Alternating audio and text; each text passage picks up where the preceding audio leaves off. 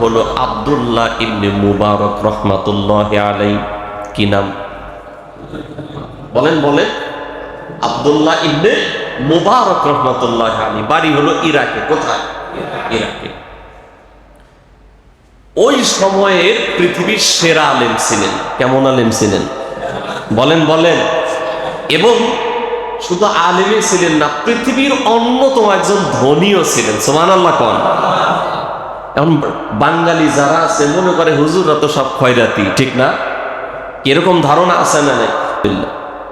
এরকম কিছু আলেম আছে না নাই? না, আমরা কি মনে করি হুজুর মানেই বেতন না দিলে আর চাইলের বস্তা কেনার সুযোগ নেই, ঠিক না? আসলে বাস্তবতা এরকম না। আব্দুল্লাহ ইবনে মুবারক রাহমাতুল্লাহি আলাইহি জগৎ বিখ্যাত আলেম, অন্যতম একজন ধনী। বাড়ি হলো ইরাক।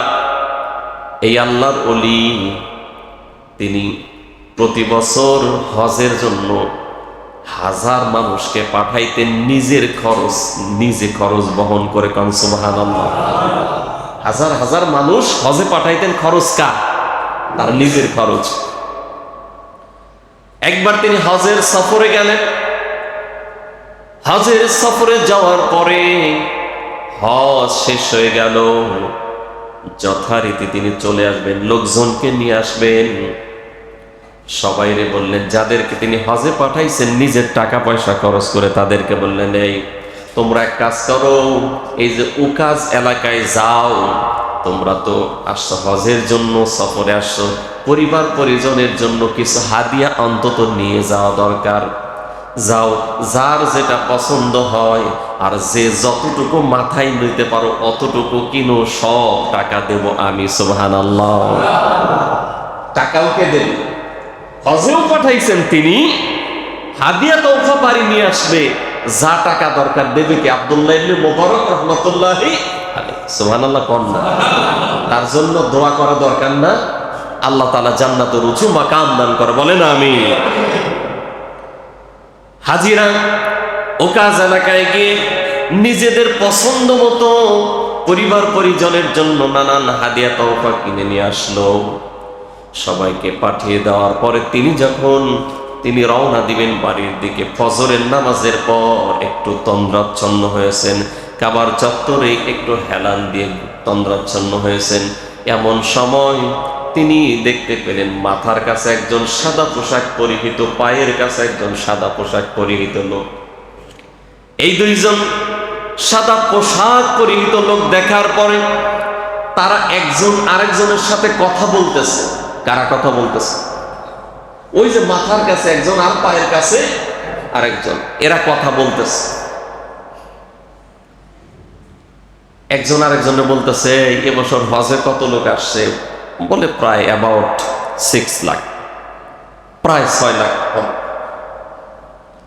একজন আরেকজন আবার বলতেছে, এই হজ সবার হয়েছে তো? কয় না, হজ তো কারোই কবুল হয়নি। আশ্চর্যজনক ব্যাপার না? কয় এত টাকা পয়সা খরচ করে, এত কষ্ট করে এই 6 লাখ মানুষ হজ করলো, কারো হজ কবুল হইল না? কয় না, হয়নি। কয় তবে হ্যাঁ, সিরিয়ার একজন বাসিন্দা আছে, আলী নাম তার, বিভিন্ন নাম আসছে, আলী ইবনে মুওয়াফফাক নাম আসছে তার। এই আলী, সে মুচির কাজ করে। কিসের কাজ করে? নাম কি? কথা কয় না, কাজ করে কি? ব্যতিক্রম হইল না? আরে মুসলমান হয়ে চুরি করে, ওইটা খারাপ না এই কাজ ভালো? এটা খারাপ। হ্যাঁ, কোন কাজ ভালো বলেন তো? কিন্তু আমরা সেলুন দিই কারে? চোরে দিই। তার বস সামনে আসেন, চেয়ারটা আপনার, ঠিক না? আর যদি একজন রিক্সা চালায়, পিছনে যান, আপনি দেখেন না বস আইছে, অথচ বস হইল চোরের লিডার, ঠিক না?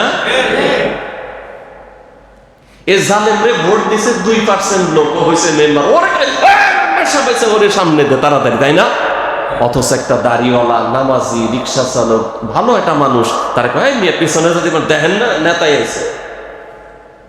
কি বানিয়ে বলতেছে? এটাই তো সমাজের বাস্তবতা। আমরা চোরের দেই স্যালুট, ডাকাতের স্যালুট, সন্ত্রাসীর স্যালুট, কিন্তু ভালো মানুষকে স্যালুট দিতে চাই। এই আলী সে হলো একজন মুচির কাজ করে, তার একটা আমল আল্লাহর কাছে এত ভালো লাগছে, ওই আমলের বিনিময়ে আল্লাহ 6 লাখ হাজিকে মাফ করে তাদের সবার হজকে কবুল করে নিয়েছে। কারা বলতেছে? ওই যে পায়ের কাছে একজন আর মাথার কাছে একজন, এরা দুজন আলোচনা করতেছে। এইদিকে সে কানে শুনে ফেলছে, সুবহানাল্লাহ। সে তার তন্দ্রা কাটার পরে কি শুনলাম এটা, অবাক হয়ে গেছে। আজীব ব্যাপার, কারো হজ কবুল হলো না 6 লাখ মানুষের, কিন্তু একজন ব্যক্তির জন্য আল্লাহ সবাইরে মাফ করে সবার হজ কবুল করলেন। তাহলে আমি এখান থেকে ইরাকে বাড়ি যাব না, আগে তার সাথে দেখা করব, তার কাছ থেকে দোয়া নেব। সুবহানাল্লাহ। এবার তিনি রওনা করলেন সিরিয়ার দিকে। সিরিয়ায় যাওয়ার পরে চিন্তা করলেন, আমি এত বড় জগৎ বিখ্যাত আলেম, সিরিয়ার সবচেয়ে বড় বড় আলেমরা আমার ছাত্র। কে বলতেছেন? আব্দুল্লাহ ইবনে মুবারক রাহমাতুল্লাহ। এই চিন্তা করার পরে বড় বড় কিছু আলেমদের কাছে জিজ্ঞেস করলেন, কেউ তারে চেনে না। এবার তিনি একটা দরিদ্র এলাকায় চলে গেলেন। ওখানে গিয়া মোটামুটি ভাঙাচোরা একটা ঝুপড়ি ঘরের মতো, সেখানে গিয়ে এক বৃদ্ধ চাচারে জিজ্ঞেস করলেন, চাচা, আলী ইবনে মুওয়াফফাক নামে কাউরে আপনি চেনেন নাকি? ওই চাচা বললেন, হ্যাঁ, আপনি ভালো জায়গায় আসছেন। ওই যে পাশের বাড়িটা দেখা যায় ভাঙাচোরা ঘর, ওই ঘরটাতেই আলীর বসবাস করে। আব্দুল্লাহ ইবনে মুবারক রাহমাতুল্লাহ আলাইহি জগৎ বিখ্যাত আলেম, সে চলে গেলেন, সেখানে গিয়ে সালাম দিলেন, আসসালামু আলাইকা ইয়া আহলাল বাইত, এই ঘরের বাসিন্দা কে আছে? সালাম। ঘর থেকে বের হয়ে আসলো আলী। আসার পরে বলল, তোমার নাম কি আলী ইবনে মুওয়াফফাক? বললেন, হ্যাঁ, আমার নাম আলী ইবনে মুওয়াফফাক। বলে, আপনার পরিচয়টা? কয়, আমি আব্দুল্লাহ ইবনে মুবারক। সুবহানাল্লাহ। এই আলী অবাক হয়ে গেছে, আরে আব্দুল্লাহ ইবনে মুবারক ইরাকের আলেম, পৃথিবীর সবচেয়ে বড় আলেম বর্তমান সময়ের, আপনি কি সেই? বলছে, হ্যাঁ, আমি সেই আব্দুল্লাহ ইবনে মুবারক। সুবহানাল্লাহ। অবাক হয়ে গেছে যে আপনার মতো এত বড় একজন আলেম আমার এই ভাঙা ঘরে আসছেন, আহলান সাহলান মারহাবা। এখন আব্দুল্লাহ ইবনে মুবারক রাহমাতুল্লাহ আলাইহি বলছেন যে, আলী শোনো, আমি তো তোমার সাথে এমনি এমনি আসি নাই, আমি আসছি তোমার কাছ থেকে দোয়া নেওয়ার জন্য। সুবহানাল্লাহ। কথা বুঝেন, কথা বুঝেন। জগৎ বিখ্যাত আলেম আসছে একজন মুচির কাছে দোয়া নেওয়ার জন্য। বলছে, আলী, আমি তোমার কাছে দোয়া নেওয়ার জন্য আসছি, আর আমার জন্য ক্ষমার দোয়া নেওয়ার জন্য আসছি। এবার আলী বলছেন, আপনি এত বড় জগৎ বিখ্যাত আলেম, আপনি আমার কাছে কি, আমি আপনাকে কি দেব? তখন আব্দুল্লাহ ইবনে মুবারক রাহমাতুল্লাহ আলাইহি বলছেন, তোমার জীবনের গুরুত্বপূর্ণ কোনো শিক্ষা থাকলে সেই ঘটনাটা আমাকে বলো, যেন আমি সেখান থেকে শিখতে পারি। এবার মূল কাহিনী শুরু। আল্লাহ কোন আমলের কারণে 6 লাখ হাজির হজ কবুল করলেন, সেই ঘটনায় প্রবেশ করলেন। আলী বলতেছেন যে, শোনেন, প্রতি বছর যখন হাজিরা হজে যায়, এই যে লাব্বাইক আল্লাহুম্মা লাব্বাইক, লাব্বাইক লা শারীকা লাকা লাব্বাইক, ইন্নাল হামদা ওয়ান নি'মাতা লাকা ওয়াল মুলক লা শারীকা লাক, এই তাকবীর এগুলা যখন পরে আমার হৃদয় কেন মানাইতে পারি না, কিন্তু আমি তো মুসলিম মানুষ, আমি কেমনে যাব? আমার মন চায় আমি আল্লাহর ঘরের তাওয়াফ করি, আমিও আল্লাহকে বলি লাব্বাইক আল্লাহুম্মা লাব্বাইক, সুবহানাল্লাহ। কিন্তু আমার তো সামর্থ্য নাই, যে কয় টাকা কাজ করি, এই জুতা টোতা সিলে নানান কিছু কাজ কাম করে, এ দিয়ে তো আমার দিন চালানোই কঠিন হয়ে যায়, পরিবার পরিচালনা করাই কঠিন, আমি কেমনে যাব? আমার তো সম্ভব না। কিন্তু সিদ্ধান্ত নিলাম দিনে কাজ করে তো পরিবার পরিজন চলে মোটামুটি, এখন রাতের বেলা ওই কিছু সময় কাজ করব। সিদ্ধান্ত অনুযায়ী কাজ শুরু করলাম, রাতের বেলাও বেশ কিছু সময় কাজ করি, ওই টাকাটা জমায়ে রাখি, এই টাকা দিয়ে আমি হজে যাব। সুবহানাল্লাহ। নিয়ত পাক্কা, অ্যাক্টিভিটিস শুরু। সুবহানাল্লাহ। এবার প্রতিদিন দিনের বেলায় কাজ করার সাথে সাথে রাতের বেলাও কাজ শুরু হয়ে গেল। এভাবে বেশ কিছুদিন চলার পরে তার কাছে যখন কিছু অর্থ করি জমল, এলাকার লোকেরা যখন হজে যাবে সেও তাদের সাথে নামটা লেখায় দিল, আমিও তোমাদের সাথে হজে যেতে চাই। নির্দিষ্ট সময় হয়ে গেল, হজের জন্য মানুষ প্রস্তুতি নেওয়া শুরু করলো। আগামীকাল সকাল হলেই রওনা দেবে সিরিয়া থেকে। সারাদিন কাজ করে আসার পরে রাতের বেলায় যখন বাসায় ঢুকেছে আলী, স্ত্রী ডেকে বলছে, স্বামী রে, আমার গর্ভে তোমার সন্তান, সেটাও ভূমিষ্ঠ হওয়ার সময় হয়ে গেছে। আল্লাহ ভালো জানে বাঁচবো কি মরবো সেটা আমি জানি না, তোমার সাথে দেখা হবে কিনা সেটাও তো জানি না, তবে আমার ইচ্ছা হয়েছে, কেন জানি মন চায় একটু যদি গোশত আইনা দিতা, ওইটা দিয়ে আমি কয়টা ভাত খাইতাম। গর্ভবতী মায়েরা যদিও ঠিকঠাক মতো খেতে পারে না, কিন্তু মনে চায় অনেক সময় অনেক কিছু খেতে, বলে কিনা বলে, অনেক সময় আবদার করে, আমরাও চেষ্টা করি এনে দেওয়ার জন্য। আলীর স্ত্রী এইভাবে অনুনয় বিনয় করে বলছে, স্বামীর আমার কেন যেন গোশত দিয়ে খাইতে মন চায়। এবার আলী চিন্তা করলেন, স্ত্রী বললেন, এই রাতের এই গভীরে কোথায় পাবো গোশত আমি, বলো দেখি। দিনের বেলায় বললেও না কোনোভাবে ব্যবস্থা করা যেত, এখন তো কসাইখানায় গিয়ে গোশত পাওয়া যাবে না। তারপরেও বউয়ের আবদার রাখার জন্য বের হয়ে গেলেন। বের হয়ে যাওয়ার পরে পাশেই প্রতিবেশীর বাড়ি থেকে গোশতের ঘ্রাণ আসতেছে। ও বন্ধু, আজ থেকে অনেক বছর আগে গ্রামের ভিতরে অনেক দূরেও যদি কেউ কোনো ভালো তরকারি রান্না করতো, ওই ঘ্রাণ ছড়াইতো কি ছড়াইতো না? জোরে বলেন। পাশের বাড়ির ইলিশের রান্নার ঘ্রাণে এই বাড়ি থাকাই যাইতো না, ঠিক কিনা বলেন? বাবাজিরা যারা আছেন মুরব্বী, কথা ঠিক কিনা? আর এখন এটা আছে, রান্নাঘরে নিজেই রান্না করে, তাও ইলিশ মাছের ঘ্রাণ আর পাওয়া যায় না।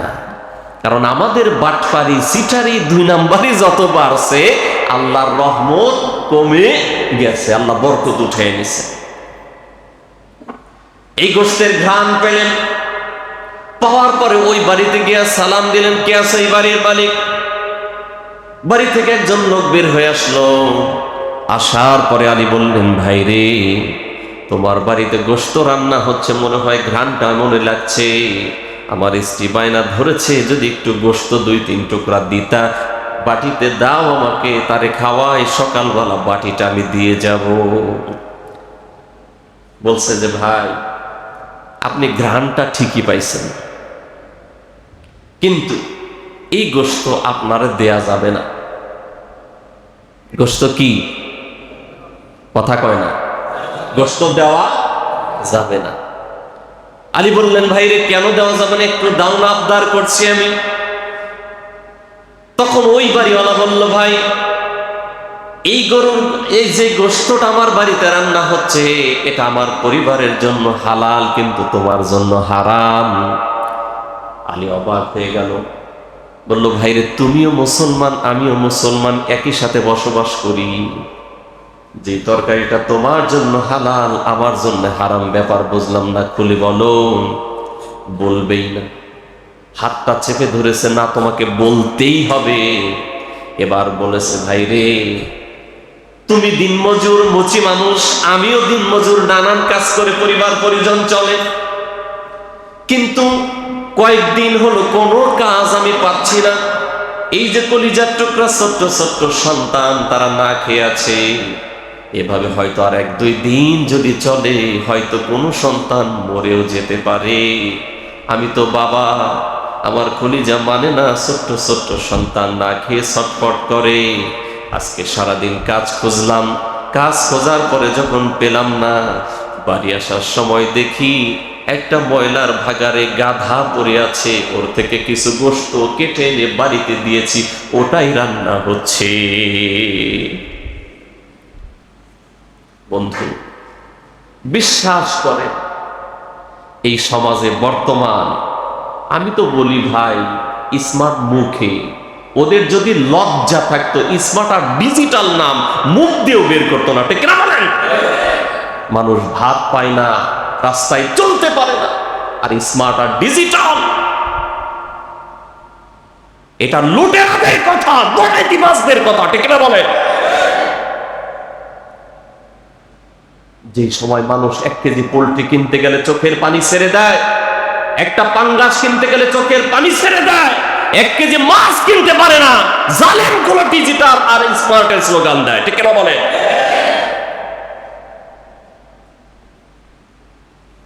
আমার বন্ধুগণ খেয়াল করেন,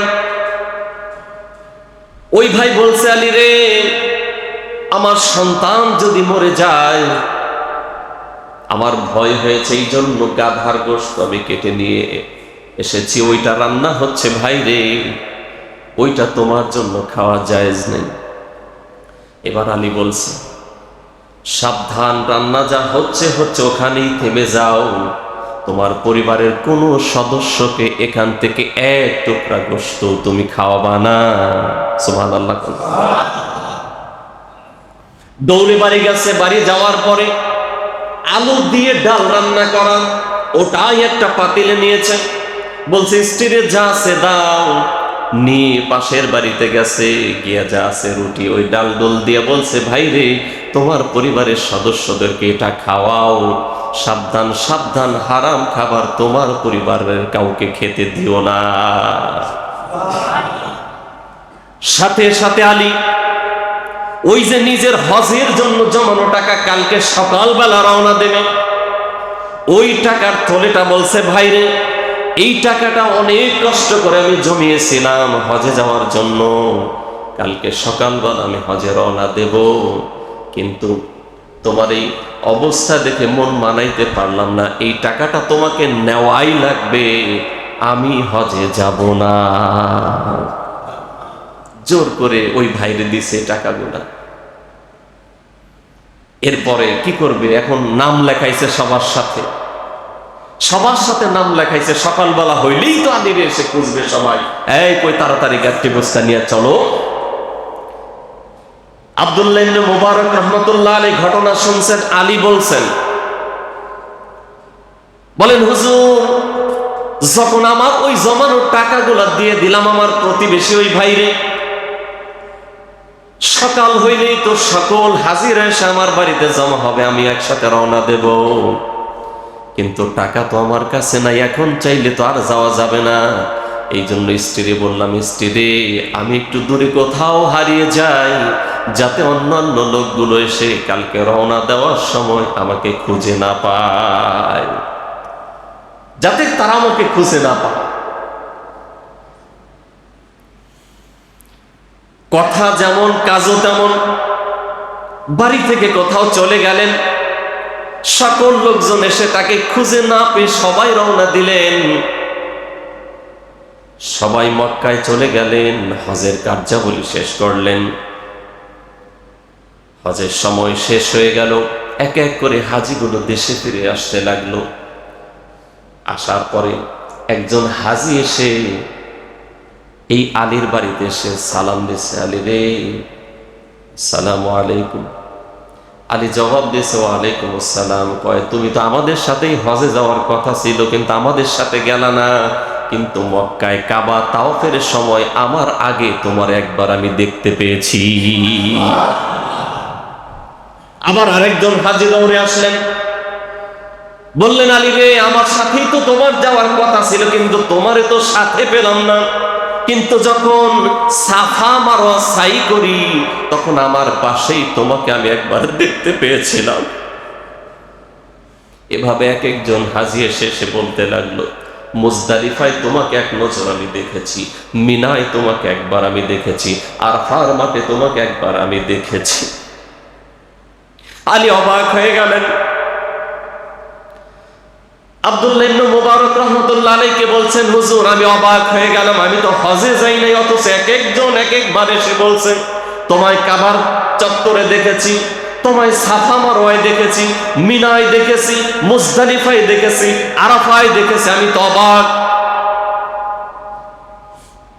এবার এই আলী বলছেন, সর্বশেষ একজন হাজি আসলো, একটা পুটলা তার হাতে।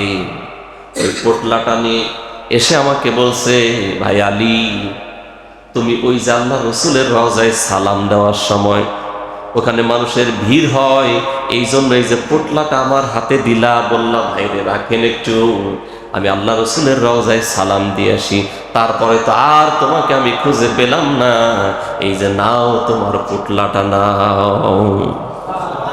জোরে কর না সুবহানাল্লাহ।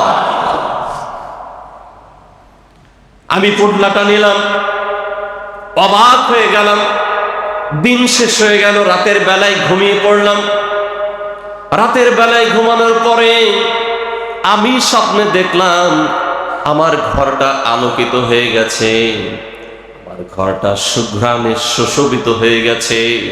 এরপরে দেখলাম আখেরি জামানার পয়গাম্বর, দুজাহানের সরদার বিশ্ব নবী আমার ঘরে হাজির।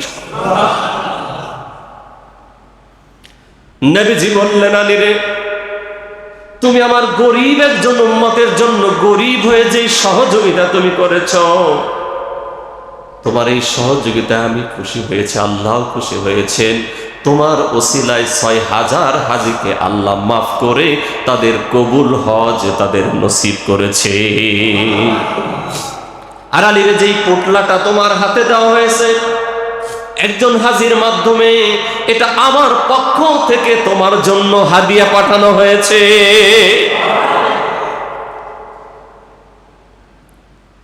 প্রিয় ভাইয়েরা, আব্দুল্লাহ ইবনে মুবারক রাহমাতুল্লাহ আলাইহি বুঝতে পারলেন আলী তার যে ত্যাগ, তার যে তাকওয়া, পাশের ভাইয়ের প্রতি যে সহানুভূতি দেখিয়েছে, এটা আল্লাহ রসুল তার উপর রাজি হয়ে গেছে, যার ওসিলায় 6 লক্ষ হাজিকে আল্লাহ মাফ করে তাদের হজগুলো কবুল করেছেন। সুবহানাল্লাহ। আমার বন্ধুগণ, এই জন্য কবুল হওয়ার জন্য লাগবে হলো তাকওয়া। কি লাগবে?